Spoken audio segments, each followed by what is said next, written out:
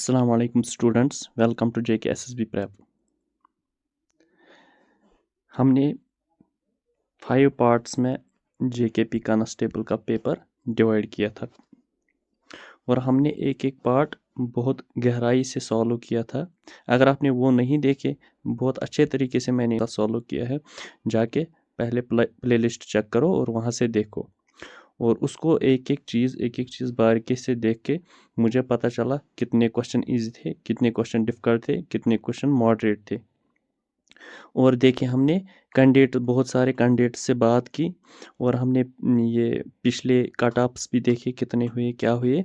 उसी के हिसाब से हमने थोड़ा एनालाइज़ किया कि किस तरह से जा सकता है। अगर आपने वो मेरे एनालिसिस पेपर नहीं देखे, पहले मेरे प्लेलिस्ट में जाओ और वहाँ से देखो। अब हम इस टाइम बात करेंगे कि कट ऑफ क्या रह सकता है।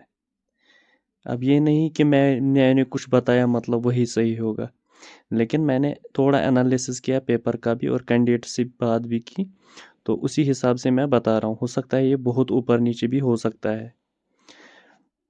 देखिए पहले हम बता रहे हैं कि जीके के 25 मार्क्स थे और जम्मू कश्मीर के 10, 25 थे इंग्लिश के, 25 के एप्टीट्यूड रीजनिंग और 15 कंप्यूटर के थे। अगर हम जीके की बात करें तो 12 बहुत इजी थे, जो हर किसी को सॉल्व होने चाहिए, चाहे उसने पढ़ा होगा या नहीं होगा, वो लाइफ एक्सपीरियंस से भी सॉल्व हो सकते थे। और इसी तरह जम्मू एंड कश्मीर जीके ये सबको अच्छी होती है और इसमें 6 इजी थे, 6 आपको सॉल्व करने ही करने थे।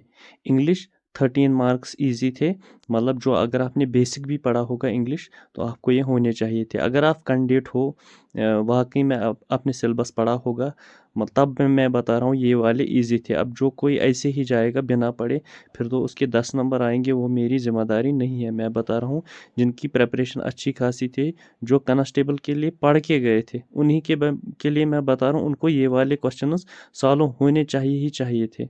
क्या है, एप्टीट्यूड और रीजनिंग में 10 क्वेश्चन इनको सॉल्व होने ही चाहिए थे और कंप्यूटर में 12, क्योंकि कंप्यूटर में बिल्कुल बेसिक था। मतलब जो पिछले पेपर अगर आपने पढ़े होंगे जेके एसएसबी के, वही डाले थे, रिपीट करके डाले थे।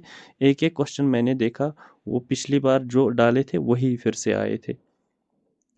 तो क्या है कि इसका मतलब 53 क्वेश्चंस हर किसी को होने चाहिए थे जो पढ़ के, 53 तो नहीं, 50 के आसपास। अगर आपके 50 प्लस तो होने ही चाहिए थे जो पढ़ के गया था, जिसको ये पता था मुझे कांस्टेबल का एग्ज़ाम देने जाना है, और जो पढ़ के गया था उसको 53 के आसपास क्वेश्चन सॉल्व होने चाहिए ही थे। और रहा सवाल इसके बाद देखते हैं मॉडरेट कितने थे। अगर आपको एक्सपीरियंस हो और आपने थोड़ा बहुत प्रीवियस ईयर पेपर्स पढ़े या और कुछ करा, तो आपके लिए ये भी थोड़े इजी लगते हैं। तो जीके में क्या थे, जम्मू एंड कश्मीर में वो 2 क्वेश्चन मॉडरेट लेवल के थे, जो थोड़े स्टेटमेंट टाइप के थे, वो आपने भी देखे होंगे, वो मैंने भी देखे। इंग्लिश के 6 थे जो मॉडरेट लेवल के थे, जिनका थोड़ा वो लगता था, ट्रिकी अप्रोच लगता था। एप्टीट्यूड रीजनिंग के 8 थे जो मॉडरेट लेवल के थे, मतलब जिनको बिना पढ़ाई नहीं कर सकते थे। ये 10 क्या थे, ये आप थोड़ा थोड़ा भी पढ़ के जाते और कर लेते, लेकिन ये 8 थे, इनको अच्छी खासी प्रिपरेशन चाहिए थी। कंप्यूटर में 2 थी जिनको अच्छा खासा जिसने पढ़ा था ये। इसलिए मैं बता रहा हूँ मॉडरेट, इनको मैं इसलिए बता रहा हूँ क्योंकि इनके लिए बहुत हाई लेवल की प्रिपरेशन होनी चाहिए और एक्सपीरियंस भी प्रीवियस ईयर पेपर सॉल्व करने की होनी चाहिए। ये बन रहे हैं टोटल 25। अब मैं बता रहा हूँ ये क्या है, अगर इजी और मॉडरेट है ना, अगर इन सबको सॉल्व कौन करता है, वही बंदा करता है जिसकी एक्सपीरियंस बहुत हाई लेवल की है और जो अच्छे खासे मतलब पढ़ रहे हैं, बहुत सालों से भी पढ़ रहे हैं, और उनको क्या हो, फिर वो ट्रिक्स वुक्स अप्रोच करते हैं, वो इन मॉडरेट्स को भी अच्छी तरीके सॉल्व करते हैं। तो इनका स्कोर क्या आएगा, उनका स्कोर आएगा 78 प्लस, ये दोनों मिला के। लेकिन इस लेवल की प्रेपरेशन बहुत कम लोगों की होती है, बहुत रियर में ये देखेंगे इतने लड़के जो इजी भी सारे करते हैं ये मॉडल। लेकिन हमें इस 78 की तरफ नहीं देखना है। अब रहा डिफ़िकल्ट कौन से क्वेश्चन है जो ऑलमोस्ट कोई भी नहीं सॉल्व कर सकता है। वो होंगे 2 3 4 बंदे जो कर सकते हैं, लेकिन यूजुअली हम ये छोड़ ही देते हैं, ये सॉल्व नहीं करने थे इन एनी हाउ। डिफ़िकल्ट कितने थे जीके में? 6-2 थे। जम्मू एंड कश्मीर जीके में इंग्लिश थे 6-7 एप्टीट्यूड एंड रीजनिंग, 1 कंप्यूटर का। तो मैं बता रहा हूँ, हो सकता है अभी कोई बच्चा मुझे बताए मैंने तो इसमें 25 के 25 किए, अरे भाई फिर इसमें किए कुछ इंग्लिश में। ये मैं यही बता रहा हूँ, रेंज में बता रहा हूँ। अगर किसी को जीके में 25 होंगे, उसको तो इंग्लिश में कुछ नहीं हुआ होगा, क्योंकि किसी को जीके स्ट्रांग होती है, वो रेयर चांसेस में। किसी ने एप्टीट्यूड एंड रीजनिंग में 25 किए होंगे, हालांकि बच्चों के 10 भी नहीं हुए। अब ये बात अलग है, किसी का एक सब्जेक्ट कोई पेट सब्जेक्ट होता है, उसमें वो अच्छा खासा खींच लेता है, तो वही फिर कट ऑफ डिसाइड करता है। क्योंकि अगर आपने इजी सारे सॉल्व किए और आपने ये मॉडरेट वाला अपना पोर्शन सॉल्व सारा सारा कर दिया, तो वही फिर आपका कट ऑफ बन जाता है। ये मॉडरेट जिसने सॉल्व किए, इजी 53 ये सारे सॉल्व कर सकते थे।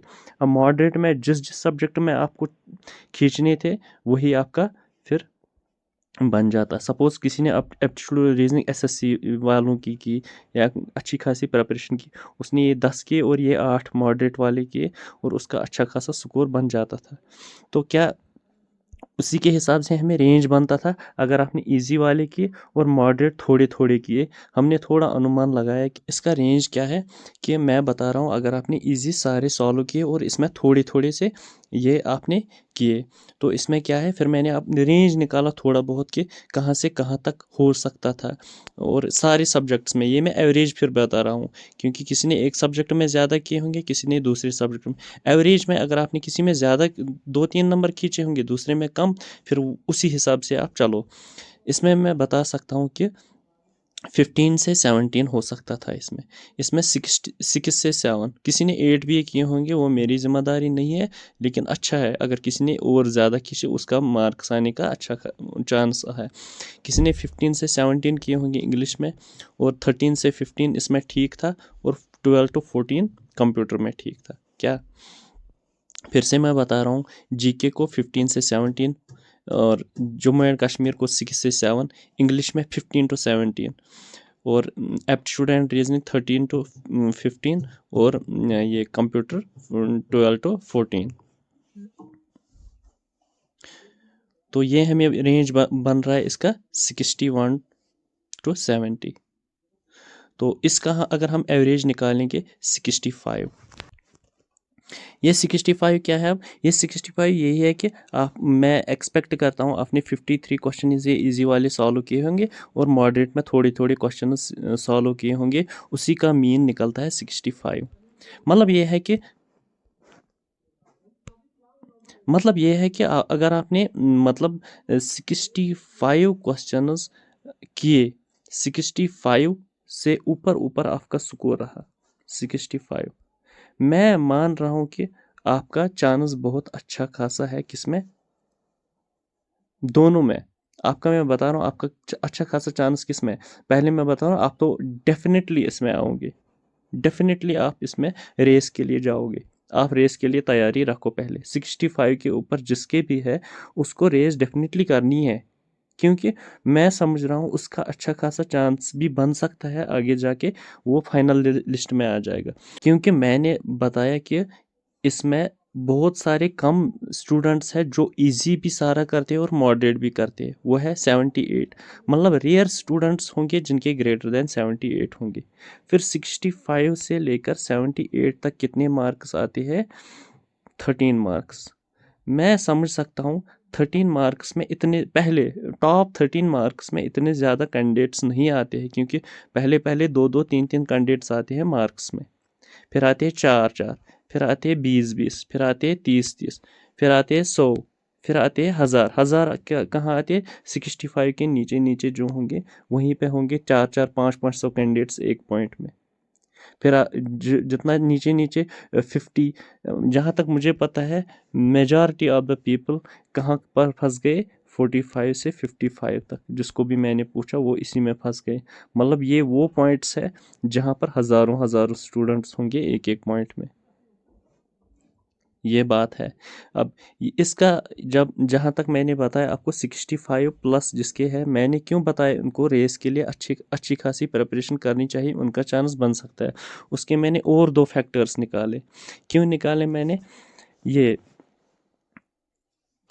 एक हाईली एक्सपीरियंस्ड कैंडिडेट जो कम्पिटिटर्स होते थे, जो FPAA में ड्रॉप हो गए 1-2 पॉइंट्स से, उन्होंने जंप किया FAA फाइनेंस अकाउंट्स असिस्टेंट में, और वो वहाँ से भी ड्रॉप हो गए, उन्हें VLW में जंप कर दिया। वो वहाँ से भी ड्रॉप हुए, उन्होंने पटवारी में, वो वहाँ से भी 1-1 मार्क्स से ड्रॉप हो गए। अब उनकी एक्सपेक्टेशंस थी 4000 पोस्ट्स है, तो अब हम शायद आराम से आ सकते थे, लेकिन क्या हुआ, वो सारे बाहर गए। वो टॉप, अगर मैं आपको बता रहा हूँ, कट ऑफ फर्स्ट 5000 रैंक्स जो है, उसमें से 4000 तो वही आते हैं 28 से 32। मतलब जितने भी एक्सपीरियंस बनते हैं वो सारे बाहर ही है। अब यहाँ सारे नए नए ही है, नए नए खिलाड़ी है। नए नए खिलाड़ी क्या है, वो उतना नहीं मार्क्स खींच सकते जितना ये वाले खींचते थे, क्योंकि उनको 4-5 एग्ज़ाम्स की प्रेपरेशन थी।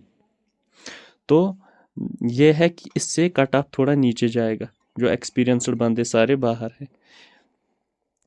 अब दूसरा बात क्या है कि ह्यूज नंबर ऑफ वैकेंसीज है, जो मैं बता रहा हूँ 1000 के आसपास, 1000 से नीचे ही है, लेकिन अगर हम वो वाला भी ऐड करेंगे, ये टेलीकम्युनिकेशन वाला, उसमें भी 200 पोस्ट्स है, तो 1000 तक ये आ सकती है, 1000 तक ओपन मेरिट में।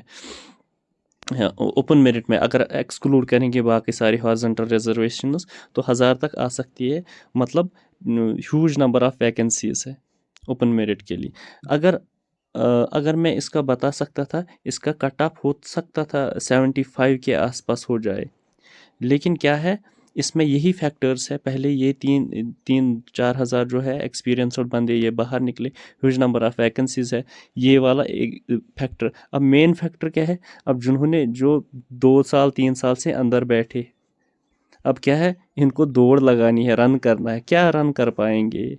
मुझे लग रहा है अगर आप पहले सपोज 2-2.5 हज़ार में भी आते हो, 2.5 हज़ार 65 तक, 65 ये मार्क्स तक 2-2.5 हज़ार कैंडिडेट या 3 हज़ार कैंडिडेट आ सकते हैं। मैं ये बता रहा हूँ 65 मार्क्स तक 3 हज़ार कैंडिडेट्स भी हो सकते हैं।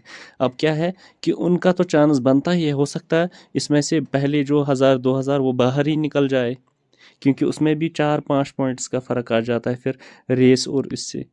इसलिए मैं बता रहा हूँ, मैं ये मन नहीं बता रहा हूँ कि कट ऑफ 65 हो जाएगा।